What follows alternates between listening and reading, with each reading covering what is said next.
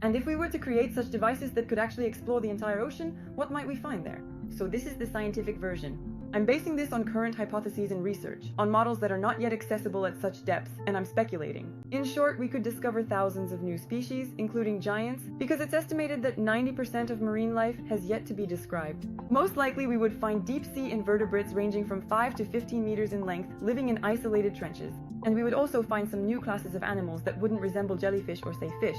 We would also discover unique ecosystems, especially around hydrothermal vents where the temperature reaches 40 degrees yet life still thrives. There you can find archaebacteria that feed on sulfur and metals, as well as animals without eyes, mouths, or digestive systems.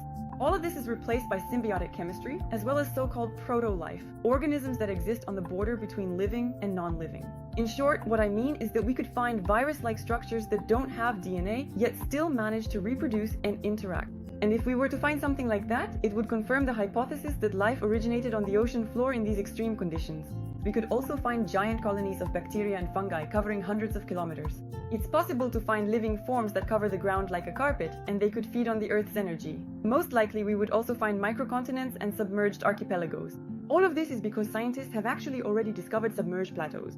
During their research, they might discover entire fragments of a continent that were previously underwater and could contain remnants of prehistoric plants, bacteria, possibly archaic forms of life, as well as some chemical compounds that might be able to cure cancer and viruses. This is all because deep-sea organisms create unique proteins and enzymes. In fact, even now, the pharmaceutical industry is studying sea sponges and microorganisms as sources of next-generation antibiotics. In short, if we explored the entire ocean, we would find new forms of life, confirmation of the origin of life in thermal zones, as well as resources, biotechnologies, and possible explanations for anomalies that we currently attribute to science fiction. And for a more mystical and eerie version of what we might find at the bottom of the ocean, watch the next episode.